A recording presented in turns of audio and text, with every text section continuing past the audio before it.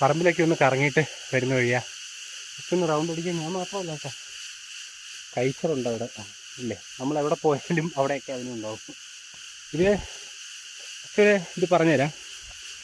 നമ്മളിങ്ങനെ ചാണാനും എല്ലാവരും ചോദിക്കുന്നുണ്ട് ഏലക്കായ്ക്ക് ഒരുപാട് വളവും മരുന്നൊക്കെ ചെയ്യരുത്. നമ്മൾ ഓർഗാനിക്കായിട്ട് ചാണാൻ, അതേപോലെ തന്നെ വേപ്പ് പിണ്ണാക്ക്, കടലപ്പിണ്ണാക്ക്, ഇങ്ങനെയുള്ള സാധനമൊക്കെ കലക്കിയിട്ടിട്ട് ആണ് കൂടുതൽ ഒഴിച്ചു കൊടുക്കുന്നത്. അത് തന്നെ റിച്ച് NPK, നൈട്രജൻ, ഫോസ്ഫറസ്, പൊട്ടാഷ്യത്തിൻ്റെയൊക്കെ റിച്ച് സോഴ്സസ് ആണ്. അപ്പോൾ നമ്മൾ എല്ലാവരും വിചാരിക്കുന്ന പോലെ ഏലക്ക എന്ന് പറഞ്ഞു കഴിഞ്ഞാൽ അല്ലെങ്കിൽ ഫെർട്ടിലൈസർ ഒരുപാട് യൂസ് ചെയ്യുന്നത് അങ്ങനെയൊന്നുമല്ല. നമുക്ക് മരുന്നടിക്കുന്നതിന് പകരം നമ്മൾ യൂസ് ചെയ്യുന്നതെന്ന് പറഞ്ഞു കഴിഞ്ഞാൽ നീം ഓയിലില്ലേ, നമ്മുടെ എന്താ പറയുക, വേപ്പും പിണ്ണാക്കിൻ്റെ എണ്ണയുണ്ട്. അതിന് ഭയങ്കര കയ്പ്പാണ്.